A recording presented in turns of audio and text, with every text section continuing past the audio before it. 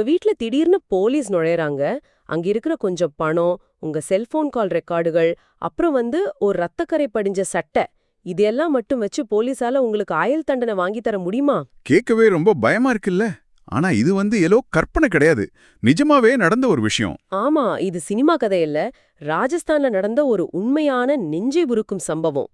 இன்னைக்கு நம்மளோட இந்த ஆழமான அலசல்ல இத பத்தி தான் பார்க்க போறோம்.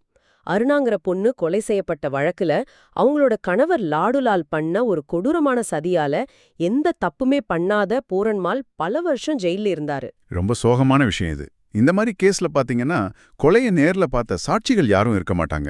அப்போ போலீஸ் முழுசா அந்த சூழ்நிலை சாட்சியங்களை, அதாவது சர்க்கம்ஸ்டான்ஷியல் எவிடன்ஸ் மட்டும்தான் நம்பியிருப்பாங்க. ம் சூழ்நிலை சாட்சியங்கள்னா அந்த தனித்தனி சம்பவங்களை வச்சு குற்றவாளி யாருன்னு கண்டுபிடிக்கிற ஒரு முறை தானே? கரெக்ட். தனித்தனி புள்ளிகளை இணைச்சு ஒரு முடிவுக்கு வர்றது. ஆனா அது அவ்வளோ சுலபம் இல்ல. சரி, இத கொஞ்சம் விரிவா பாப்போம். இப்போ நம்ம அன்றாட வாழ்க்கையில சில விஷயங்களை நாமே இணைச்சு ஒரு முடிவுக்கு வர்ற மாதிரி சட்டத்திலையும் இப்படி புள்ளிகளை ஈஸியா இணைக்க முடியுமா? இது ஒரு உடைஞ்ச சங்கிலிய வச்சு யானைய கட்டுற மாதிரி இல்லையா? நல்ல கேள்வி. அதுக்குத்தான் உச்சநீதிமன்றம் ரொம்ப கடுமையான பஞ்சசீல கொள்கைகளை, அதாவது பஞ்ச்ஷீல் பிரின்சிபல்ஸ உருவாக்கியிருக்காங்க. இது என்ன சொல்லுதுன்னா, இந்த சாட்சியங்களோட சங்கிலி 100% முழுமையா இருக்கணும். ஹோ, கொஞ்சம் கூட கேப் இருக்க கூடாதா? கண்டிப்பா இருக்கக்கூடாது. குற்றஞ்சாட்டப்பட்டவர் நிரபராதியா இருக்க ஒரு சின்ன வாய்ப்பு இருக்குன்னு சந்தேகம் வந்தா கூட அந்த சங்கிலி உடைஞ்சிடும். எக்ஸாக்ட்லி, சந்தேகத்தோட பலன் உடனே குற்றஞ்சாட்டப்பட்டவருக்கே போய் சேர்ந்துரும். அப்போ பூரன்மால் கேஸ்ல இந்த சங்கிலி எங்க உடைஞ்சதுன்னு பாப்போம். போலீஸ் அவர் வீட்ல 46,000 ரூபாய் பணத்தை கைப்பத்தினாங்களே. வறுமையில இருக்கிற ஒரு ஏழைகிட்ட அவ்ளோ பணம் இருந்தா அது கண்டிப்பா சந்தேகத்தை ஏற்படுத்தும். ஆனா அது சந்தேகம் ஆதாரமாகாது இல்லையா? ஆமா, ரெண்டும் வேற வேற. இங்கதான் இந்திய சாட்சி சட்டத்தோட செக்ஷன் 27 வருது.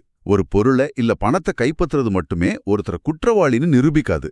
அந்த பணம் கொலையோட நேரடியா சம்பந்தப்பட்டதுன்னு போலீஸ் நிரூபிக்கணும். அதாவது அந்த பணம் கொலைக்காக கொடுக்கப்பட்ட கூலின்னு அவங்க நிரூபிச்சிருக்கணும். ஆமா, ஆனா அது அவங்க பண்ணல. அதுதான் தப்பு.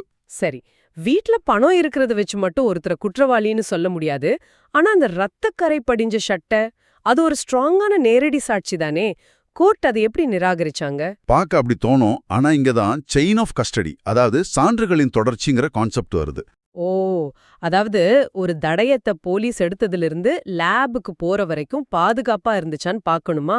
ஆமா, போலீஸ் ஸ்டேஷன்ல இருக்கிற மல்கானா, அதாவது அந்த ஸ்டோர் ரூம் பதிவேடுகள்ல ரொம்ப தெளிவா எழுதியிருக்கணும். இது யாரு கைக்கு போச்சு, எப்ப போச்சுன்னு ஒரு ரெக்கார்டு வேணும். இந்த கேஸ்ல அப்படி எழுதலையா? ரொம்ப மோசமா மெயின்டைன் பண்ணியிருந்தாங்க. தேதிகள்லாம் முன்னுக்கு பின் முரணா இருந்துச்சு.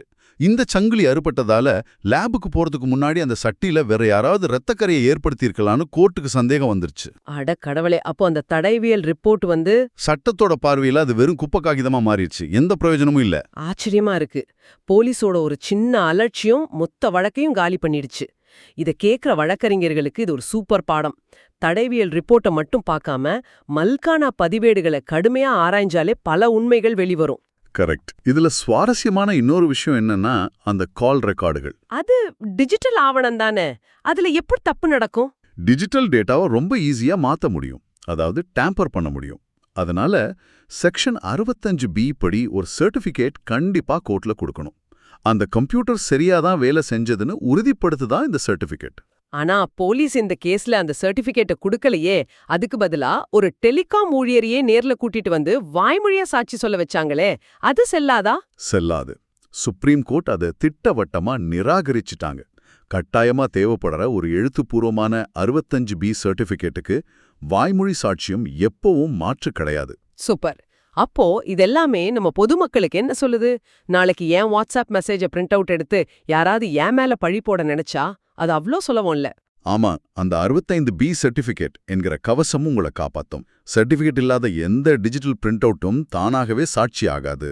அதே மாதிரி பார்க்க சந்தேகமா இருக்கிறத வச்சு மட்டுமே ஒருத்தருக்கு தண்டனை வாங்கி தர முடியாது. சரியா சொன்னீங்க.